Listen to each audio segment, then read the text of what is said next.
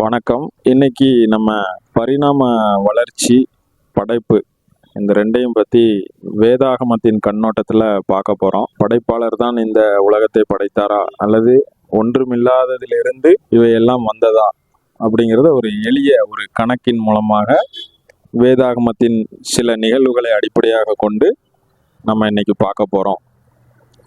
கடவுள் அனைத்தையும் படைத்தார், அவரே படைப்பாளர் என்பதை சொல்லுவதற்காக இந்த வீடியோ உருவாக்கப்பட்டது. படைப்பு பற்றிய வேதாகம வசனங்கள் என்ன சொல்லுது அப்படின்னா, இந்த உலகத்தில் உள்ள அனைத்தையும், வானம், பூமி, தண்ணீர், மரங்கள், செடிகள், கொடிகள், நிலத்தில் வாழக்கூடியவை, நீரில் வாழக்கூடியவை, மனிதன், ஆண், பெண், அவர்கள் எதற்காக படைக்கப்பட்டார்கள் என்கிற எல்லா நோக்கத்தையும் தெள்ள தெளிவாக விவரித்து கூறக்கூடிய ஒரே புத்தகம் கர்த்தர் அருளிய வேதாகமம் மட்டுமே.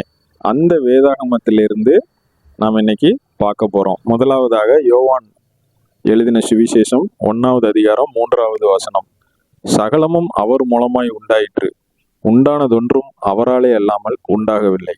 எல்லாவற்றையும் படைத்தது கர்த்தராகிய இயேசு கிறிஸ்து. அவரால் மட்டும்தான் எல்லாமே படைக்கப்பட்டது அப்படின்னு வேதம் சொல்லுகிறது.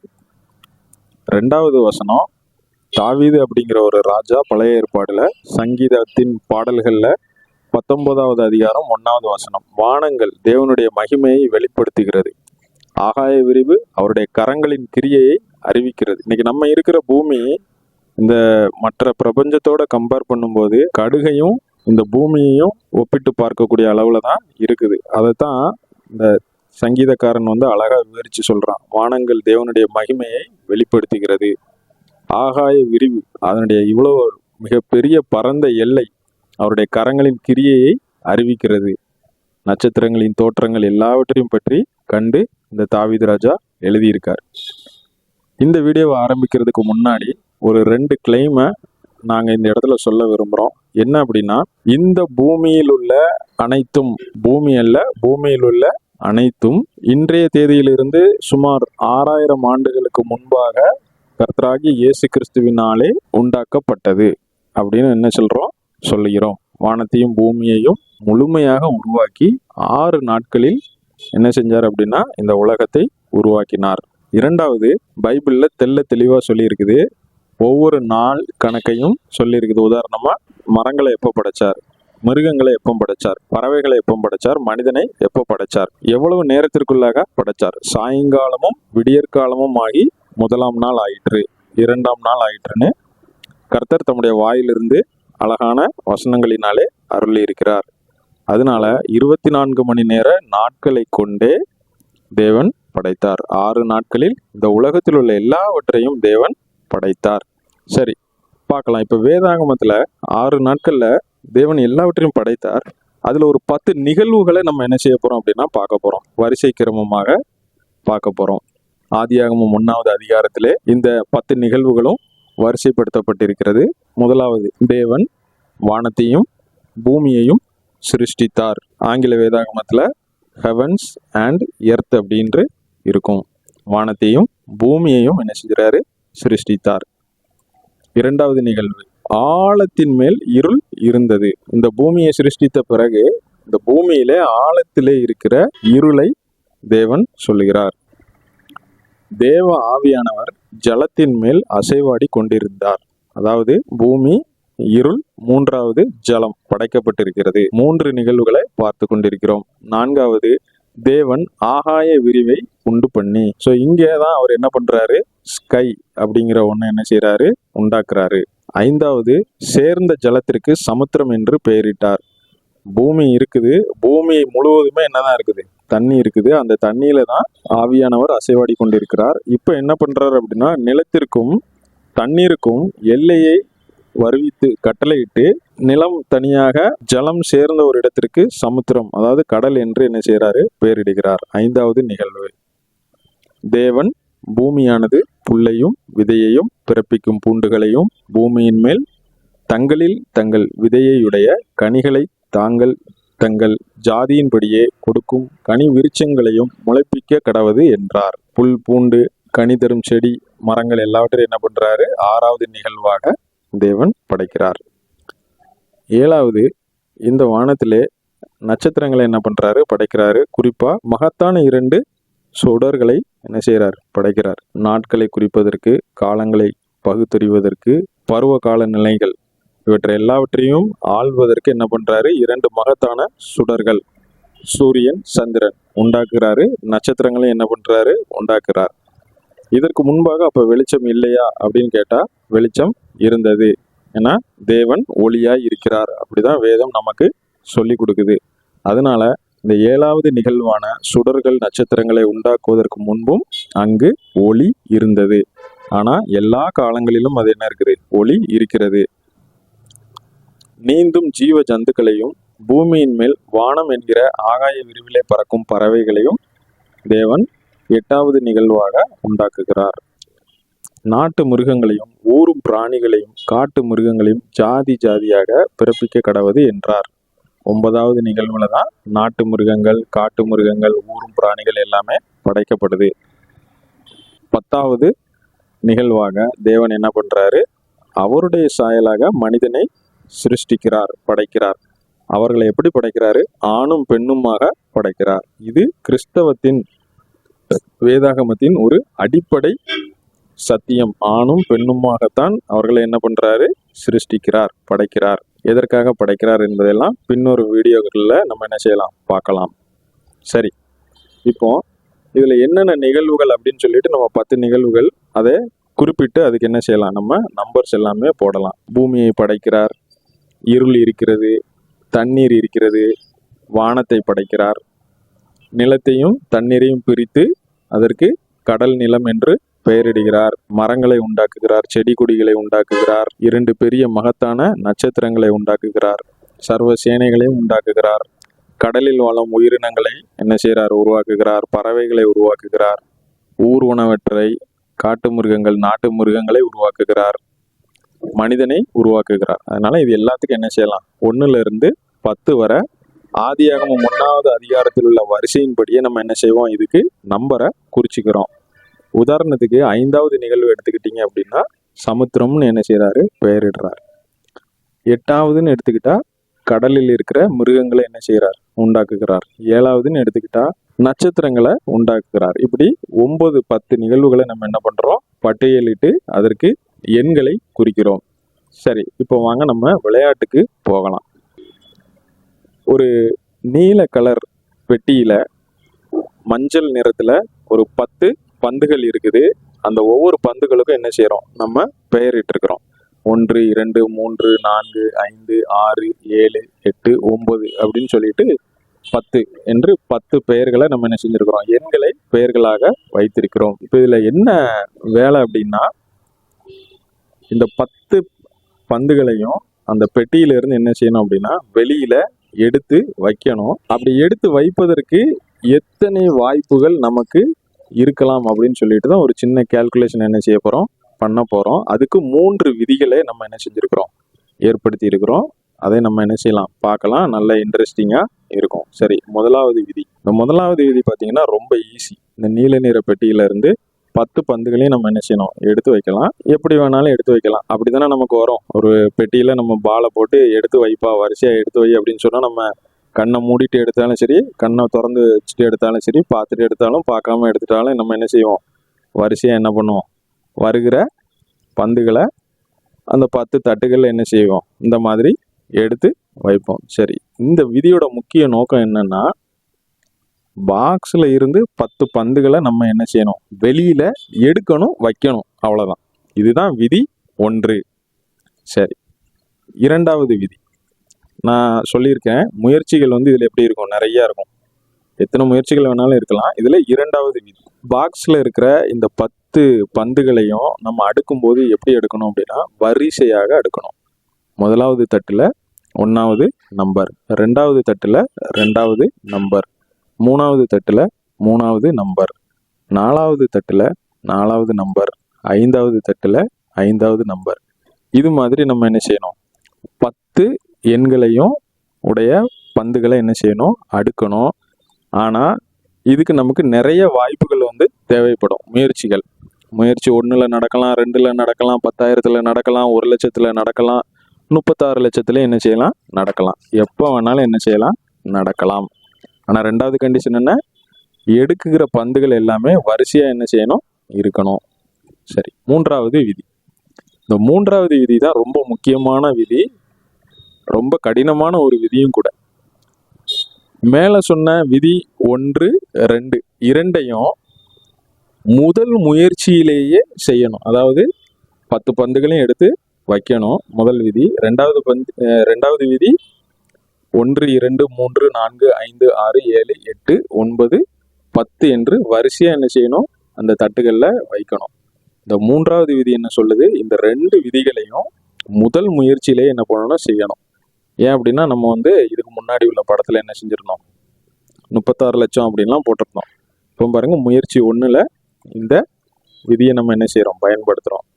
முயற்சி 1ல பந்து எடுக்கும்போது இடத்துல வருது, ரெண்டாவது பந்து ரெண்டாவது இடத்துல வருது, மூணாவது பந்து மூணாவது இடத்துல வருது, நாலாவது பந்து நாலாவது இடம், ஐந்தாவது பந்து ஐந்தாவது இடம், ஆறாவது பந்து ஆறாவது இடம், ஏழாவது பந்து ஏழாவது இடம், எட்டாவது பந்து எட்டாவது இடம், ஒன்பதாவது பந்து ஒன்பதாவது இடம், 10வது பந்து 10வது இடம். சரி, நம்ம விளையாட்டு இந்த முயற்சி 1லயே முடிஞ்சிடுச்சு.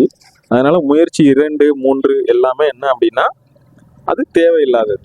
அது நமக்கு என்ன இல்லை? தேவையில்லை. சரி, இப்படி எத்தனை தடவை பண்ணுனா நமக்கு இந்த மாதிரி ஒரு அரேஞ்ச்மெண்ட் கிடைக்கும் அப்படின்னு சொல்லிட்டு தான் நம்ம என்ன செய்யறோம்? அந்த வாய்ப்புகளை கண்டுபிடிக்க போறோம். இந்த 3 விதிகளையும் மனதில் வச்சுட்டு என்ன செய்யணும்? இந்த கால்குலேஷனை பண்ணணும். முதல்ல ஒரு பாக்ஸ் இருக்கு, அந்த பாக்ஸ்ல 10 பந்துகள் இருக்குது.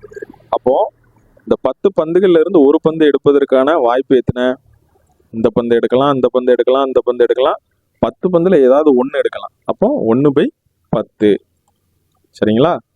ரெண்டாவது பந்து எடுப்பதற்கான வாய்ப்பு மொத்தம் ஒரு பந்தை எடுத்து வெளியில வச்சாச்சு, மீதி 9 பந்துகள் இருக்கும். அப்போ ரெண்டாவது பந்தை எடுப்பதற்கு எத்தனை வாய்ப்புகள்? 9ல் ஒரு வாய்ப்பு. அடுத்து மூணாவது பந்தை எடுப்பதற்கு 1, 2 பந்துகளை எடுத்து வெளியில வச்சாச்சு, மீதி 8 பந்துகள் இருக்கும். அப்போ மூணாவது பந்தை எடுப்பதற்கு 8 பந்துகளிலே ஒரு வாய்ப்பு இருக்கும். நாலாவது பந்தை எடுப்பதற்கு 7 பந்துகள் மீதி இருக்கும். அந்த 7 பந்துகள்ல ஒரு பந்தை எடுப்பதற்கு வாய்ப்பு. ஐந்தாவது பந்தை எடுப்பதற்கு 6 பந்துகள் பெட்டிக்குள் மீதி இருக்கும். அதுல 6ல் ஒரு வாய்ப்பு, 1/6. ஆறாவது பந்தை எடுப்பதற்கு 5 பந்துகள் பெட்டிக்குள்ள இருக்கும். அந்த 5 பந்துகள்ல ஒரு பந்தை எடுப்பதற்கு நமக்கு வாய்ப்பு, 1/5. அடுத்து 7வது பந்தை எடுப்பதற்கு வாய்ப்புகள் எத்தனை? 4 பந்து இருக்குது. 4ல் ஒரு பந்தை நம்ம என்ன செய்யலாம்? எடுக்கலாம், 1/4. அடுத்து 8வது பந்தை எடுப்பதற்கு 3 வாய்ப்புகள் இருக்குது. இந்த 3 வாய்ப்புல நம்ம 8வது என்கிற பந்தை எடுப்பதற்கு ஒரு வாய்ப்பு இருக்குது, 8. அடுத்து 9வது பந்தை எடுப்பதற்கு 2 பந்துகள் வாய்ப்பு இருக்குது. 10வது பந்தும் வரலாம், 9வது பந்தும் வரலாம். அதனால 2 பந்துல ஒரு பந்து. 10வது பந்தை எடுப்பதற்கு பெட்டிக்குள்ள ஒரே ஒரு பந்து தான் இருக்கு. அந்த பந்து கண்டிப்பா 10 தான் இருக்கும். அதனால 100க்கு 100% இதுதான் வாய்ப்பு. பாருங்க, 9வது பந்தை எடுக்கும்போது 1/2. 10வது பந்தையும் எடுக்கலாம், 9வது பந்தையும் எடுக்கலாம். அதாவது 50% வாய்ப்பு. அதனாலதான் என்ன இருக்குது? 1/2.5, 50%. இப்போ உங்களுக்கு புரிஞ்சிருக்கும்னு நினைக்கிறேன். சரி, இப்போ இதை நம்ம என்ன செஞ்சிருக்கிறோம்? பந்துகளை எடுப்பதற்கான வாய்ப்புகளை இந்த இடத்துல என்ன செஞ்சிருக்கோம்? எடுத்திருக்கிறோம். இந்த 3 விதிகளையும் அப்ளை பண்ணணும் அப்படின்னா இருக்கிற எல்லா நிகழ்தகவுகளையும் நம்ம என்ன செய்யணும்? P(n) இருக்கிற எல்லாவற்றையும் என்ன செய்யணும்? மல்டிப்ளை பண்ணணும், பெருக்க வேண்டும். பெருக்கினா நமக்கு வருகிற ஆன்சர் 36,28,800. 10 ஃபேக்டோரியல். P = 1/10 36,28,800 என்கிற ஒரு மதிப்பு வரும். அதாவது இந்த 3 விதிகளையும் பயன்படுத்தி அந்த பாக்ஸ்ல இருந்து பந்துகளை நம்ம வரிசையா அடுக்கிறோம் அப்படின்னா 36,28,800 தடவை ட்ரை பண்ணா ஒரு தடவை நமக்கு என்ன கிடைக்கும்? சரியான இந்த வாய்ப்பு கிடைக்கும் அப்படிங்கிறது தான் எனது அர்த்தம். பாருங்க, இந்த உலகத்தை எப்படி படைச்சிருக்காரு அப்படின்ட்டு 10 நிகழ்வுகளா வேதாகமத்துல கொடுத்துருக்காங்க. இதுக்கான கால நிலைகளை நம்ம யோசிச்சு பார்ப்போம். காலத்திற்கும் இதுக்கும் ஒரு சிறிய சம்பந்தம் இருக்குது. ஒருவேளை நீங்கள் நினச்சி பாருங்க, ஒரு அட்டம்ப்டில் அன்னைக்கு ஒரு 6000 வருஷத்தை மட்டும் நம்ம எடுத்துக்கலாம். 6000 வருஷத்தை மட்டும் எடுத்து இன்னைக்கு வரைக்கும் நம்ம பார்த்தோம் அப்படின்னா எத்தனை தடவை இந்த முயற்சிகள் நடந்திருந்தால் இன்னைக்கு சரியான இந்த உலகம் சரியான ஒரு பாதையிலே அதனுடைய இயற்கை விதிகளுக்கு உட்பட்டு அந்த உலகம் வந்து நடைபெற்று கொண்டிருக்கும்னு நம்ம என்ன செய்யணும், ஒரு தடவை யோசிச்சு பார்க்கணும். அதாவது 36,28,800 வாய்ப்புகள் இருக்குது. அந்த 36 லட்சம் வாய்ப்புகள்ல கிட்டத்தட்ட ஒரு வாய்ப்பா நமக்கு இந்த வேதாகமத்தில் இருக்கிற ஆதியாகமம் 1வது அதிகாரம் சொன்னது போலான நிகழ்வுகள் நடைபெற்றிருக்கு. அதாவது பெர்ஃபெக்டா நடைபெற்றிருக்கு. சரி, இப்போ இதே இந்த கணிதத்தில் பொரல்ஸ் மிராக்கிள் நம்பர், அதிசய நம்பர் அப்படின்னு சொல்லிட்டு ஒரு நம்பர் வந்து இருக்குது. அதாவது நம்ம கண்டுபிடிக்கிற நிகழ்தகவு 1/10⁻50 அப்படின்னு இருந்துச்சு அப்படின்னா மனிதனோட வாழ்நாளிலே அப்படி ஒரு சம்பவம் நடந்திருப்பதற்கான வாய்ப்பே இல்லவே இல்லை அப்படின்னு சொல்லிட்டு கணிதத்தின் முறைப்படி என்ன பண்றாங்க, ஒரு அளவீடு வச்சிருக்காங்க. P(n) 1/10⁻50 இந்த அளவுக்கு இருந்துச்சு அப்படின்னா, அதாவது கிட்டத்தட்ட என்னன்னா அதோட நம்பர் வந்து ஆல்மோஸ்ட் 0, நியர் டு 0ன்னு சொல்ல முடியாது, இன்ஃபினிட்டி. நம்ம என்ன செய்யலாம், பூஜ்ஜியத்திற்கு பக்கத்துல இருக்குது அப்படின்னு நம்ம என்ன செஞ்சுக்கலாம், ஒரு அசியூம் வச்சுக்கலாம். அப்படின்னா என்ன அர்த்தம், நடப்பதற்கு வாய்ப்பே இல்லை அப்படின்னு என்ன செஞ்சுக்கலாம், அதை எடுத்துக்கலாம். 10ல் ஒரு வாய்ப்பா இருந்தா இது எல்லாருக்கும் நடக்கிறது காமன். 100ல் ஒரு வாய்ப்பா இருந்தா எப்பவாவது நடக்கலாம், அன்யூஷுவல். 1000ல் ஒரு வாய்ப்பா இருந்தா கொஞ்சம் கடினமான நிகழ்வு தான் அப்படின்னு என்ன செஞ்சுக்கலாம், வச்சுக்கலாம். 1000ல் ஒருத்தருக்கு தான்ப்பா கிடைக்கும் அப்படின்னு சொல்லுவாங்கல்ல, அந்த மாதிரி. 10 லட்சத்துல ஒன்னா இருந்தா மனிதன் அளக்கக்கூடிய வழிகளிலே, யோசிக்கக்கூடிய வழிகளிலே அது வந்து என்னன்னா அதிசயம். எத்தனைல, 10 லட்சத்துல. நல்லா தெரிஞ்சுக்கோங்க, 10 லட்சத்துல. ஆனா நமக்கு கண்டுபிடிச்ச வேல்யூ 36,28,800. அப்போ இந்த மனித வாழ்க்கையில, மனித நடைமுறையில சாத்தியத்திற்கு ஒவ்வாத ஒரு நிகழ்வு தான் இந்த உலகம் படைக்கப்பட்ட வரலாறு நிகழ்வுகள் அப்படின்னு நம்ம என்ன செஞ்சுக்கலாம், எடுத்துக்கலாம். 10⁻50 அப்படின்னு இருந்துச்சு அப்படின்னா அது ஒரு கணித முறைப்படி நடப்பதற்கு வாய்ப்பே இல்லாத ஒரு செயல். எதனால 10⁻50 அப்படின்னா நடக்க முடியாத ஒரு வாய்ப்பு அப்படின்னு வந்து சொல்றாங்கன்னா, ஒரு எக்ஸாம்பிள், இன்னைக்கு உலகத்துல 800 கோடி பேர் மக்கள் வந்து இருக்காங்க. ஒவ்வொரு மக்களும் ஒரு செகண்டுக்கு ஏதோ ஒரு வேலையை செய்கிறாங்க, ஒரு வினாடிக்கு அப்படின்னா அதை ஒரு நிகழ்வாக நம்ம எடுத்துக்கிட்டு மொத்தமாக எத்தனை நிகழ்வு வருது, இந்த பிக் பேங் தொடங்கினதுல இருந்து, அறிவியல் சொன்னபடி பிக் பேங் தொடங்கினதுல இருந்து இன்னைக்கு வரைக்கும் உள்ள மணி துளிகளை வினாடிகளாக நம்ம கணக்கிட்டோம் அப்படின்னா கிட்டத்தட்ட 4.35 × 10⁻17 செகண்ட் தான் வந்து வருது. இவ்வளோ இது ரொம்ப அதிகமான மதிப்பு. ஆனால் 10⁻50 கூட நம்ம கம்பேர் பண்ணோம் அப்படின்னா 4.35 × 10⁻17 அப்படிங்கிறது ரொம்ப கம்மி. இன்னும் 10⁻50 வந்து ரீச் பண்ணணும் அப்படின்னா ஒரு சைக்கிள் அது சுற்றணும் அப்படின்னாலே அதுக்கு இன்னும் பல பல பல பல யுகங்கள் வந்து கடக்கணும் நேரம் அப்படிங்கிறது.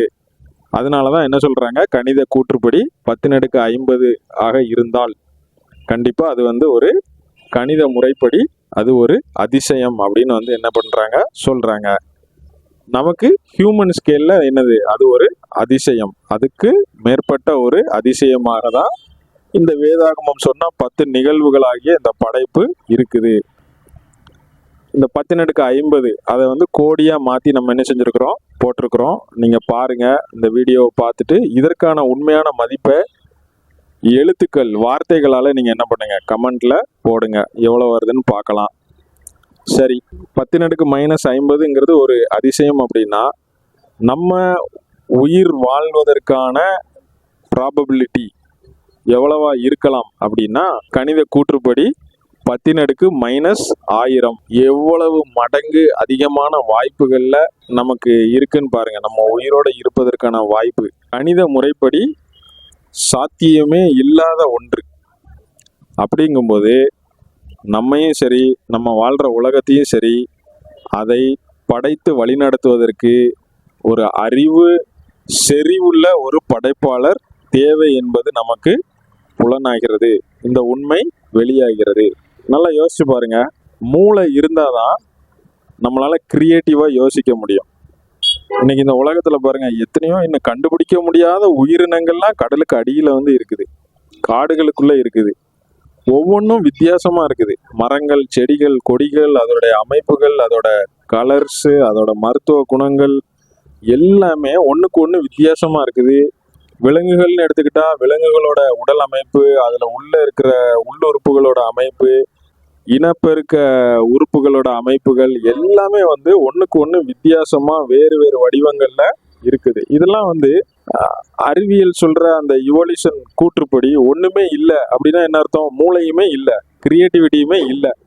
அப்ப இல்லாத ஒண்ணுல இருந்து எப்படி வந்துச்சு? அதை நம்ம யோசிக்கணும். அந்த கேள்விக்கான பதிலை நம்ம தேடணும். நம்ம கிட்ட இருக்கிற பதில் ஒரே ஒரு பதில், வேதாகமம் சொல்லுகிற அந்த கர்த்தர் நல்லவர். அவர் நம்ம என்ன செஞ்சிருக்காரு? உருவாக்கி இருக்கார். மனிதனாகிய நாம என்ன பண்ணிட்டோம்? வாய்ப்பை தேடி நாம பாவத்திலே விழுந்து விட்டோம். இந்த பாவத்திலிருந்து காப்பாற்றுவதற்காக மனிதனை தேடி மனிதனாய் இந்த உலகத்திற்கு வந்தார். நம்முடைய பாவங்களை நீக்குவதற்காக வந்தார். சிலுவையிலே அடிக்கப்பட்டார், நொறுக்கப்பட்டார், உயிரை கொடுத்தார், மீண்டுமாக பரலோகத்திற்கு சென்றார், மீண்டுமாக வரப்போகிறார் நியாயம் தீர்ப்பதற்கு. எனவே இயேசு கிறிஸ்து உங்களை மிகவும் நேசிக்கிறார். பாருங்க, அவருடைய படைப்பு ஒவ்வொன்றையும் பார்த்தீங்கன்னா அவருடைய கரத்தின் கிரியைகளை நம்ம என்ன செய்யலாம்? ரசிக்கலாம். அதனால படைப்பாளர் என்று ஒருவர் இருக்கிறார், அவரை நம்புங்கள். உங்களுக்கு சமாதானம் கிடைக்கும். பாவ வாழ்க்கையிலிருந்து விடுதலை இயேசு கிறிஸ்து உங்களுக்கு தந்தருள்வாராக.